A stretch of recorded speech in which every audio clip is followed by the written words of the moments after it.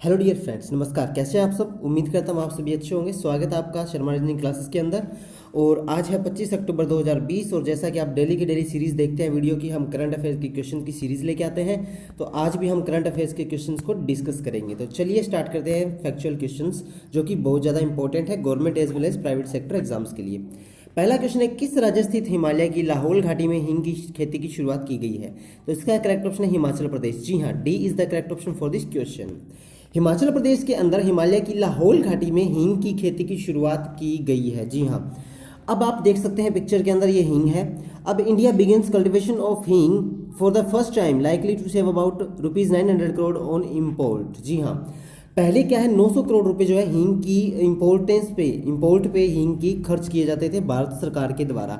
But अभी अभी हाल ही में एक अच्छी खबर यह है कि हिमालय की लाहौल घाटी में हींग की खेती की शुरुआत की गई है, जिसकी वजह से हिमाचल प्रदेश के अंदर हींग का उत्पादन होगा, प्रोडक्शन होगा, और उसकी वजह से जो 900 करोड़ जो रुपए हैं वो देश के बचेंगे। जी हाँ, बहुत बड़ा आंकड़ा है ये।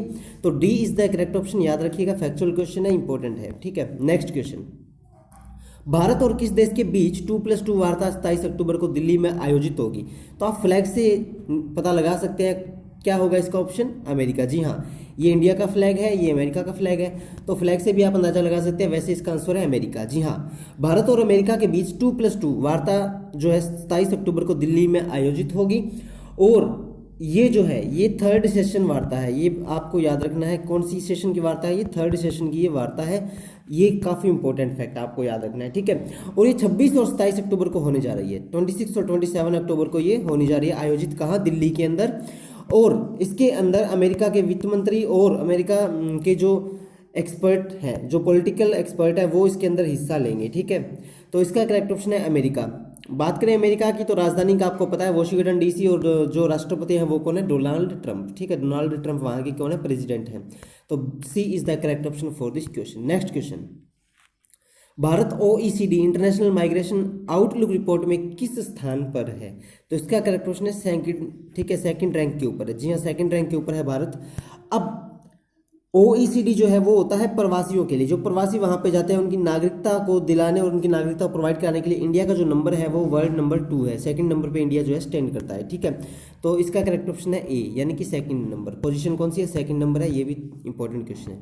नेक्स्ट क्वेश्चन, भारत के पहले high quality khadi fabric footwear का शुभारंभ किसके द्वारा किया गया? तो इसका करेक्ट ऑप्शन नितिन गडकरी। जी हाँ, नितिन गडकरी के द्वारा भारत के पहले high quality khadi fabric footwear का शुभारंभ किया गया है। और नितिन गडकरी कौन है? नितिन गडकरी MSME, जिसे हम लघु उद्योग संचालक इकाई भी कहते हैं, MSME के मंत्री हैं। कौन? नितिन गडकरी। और नितिन गडकरी के द्वारा भारत के पहले high quality khadi fabric footwear का शुभारंभ किया गया। तो जो आप पिक्चर देख रहे हैं नितिन गडकरी जी की पिक्चर है, ये MSME मंत्री हैं भारत सरकार के अंदर, और नितिन गडकरी जो है इसका करेक्ट ऑप्शन है सी। ठीक है, नेक्स्ट क्वेश्चन देखते हैं।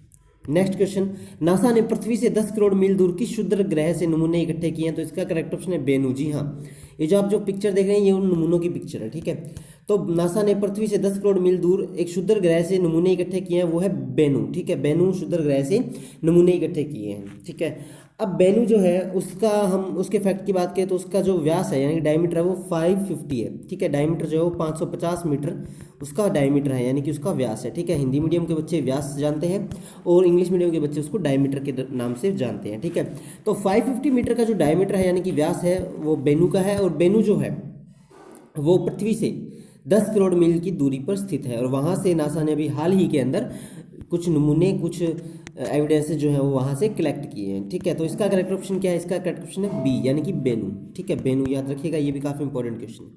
नेक्स्ट क्वेश्चन देखिए, ये रिपीट हुआ है, कल की वीडियो में भी था ये क्वेश्चन और अब रिपीट हुआ है, तो इसका मतलब क्या है? ये क्वेश्चन बहुत ज़्यादा इंपॉर्टेंट है। क्या है क्वेश्चन? कौन सा राज्य 80,000 स्कूलों में स्मार्ट ब्लैक बोर्ड योजना लागू करेगा? तो इसका करेक्ट ऑप्शन है तमिलनाडु। जी हाँ, कल भी मैंने आपको बताया था तमिलनाडु। तमिलनाडु जो है वो अभी हाल ही के अंदर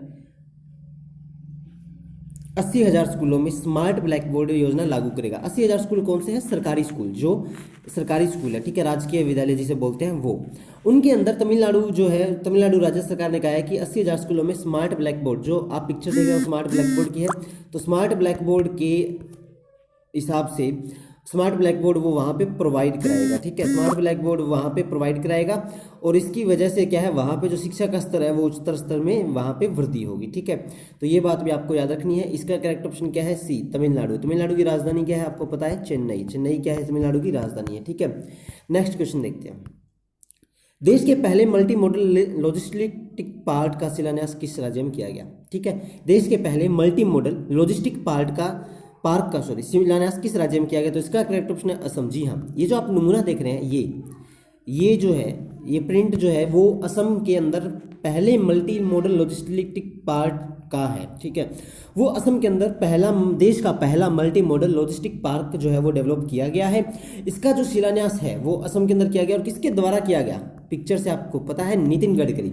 नितिन गडकरी का आज का ये सेकंड क्वेश्चन है, तो इसका मतलब है ये इंपॉर्टेंट काफ़ी है, ठीक है, क्योंकि पहले उसके अंदर भी नितिन गडकरी जी का आया था कि पहले खादी फुटवियर का शुभारंभ किसके द्वारा किया गया।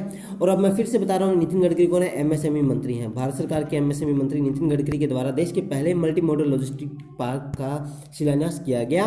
कहाँ किया गया? असम के अंदर किया गया। इस क्वेश्चन पे आप स्टार मार्क कर लीजिए क्योंकि बहुत ज़्यादा इंपॉर्टेंट है और ये 101% एग्जाम के अंदर आएगा। क्यों? क्योंकि ये देश का पहला मल्टी मॉडल लॉजिस्टिक पार्क है। तो इस पॉइंट ऑफ व्यू से ये क्वेश्चन काफ़ी ज़्यादा इंपॉर्टेंट हो जाता है, ठीक है। अब बात करते हैं असम के फैक्ट के बारे में। ये तो आपको पता लगी गया, नितिन गडकरी जी हैं और ये जो है ये ब्लूप्रिंट है उस पार्क का, ठीक है। अब देखिए असम की राजधानी क्या है? जैसा आपको सभी को पता है असम की राजधानी क्या है? दिसपुर, ठीक है। Dispur is the capital of Assam.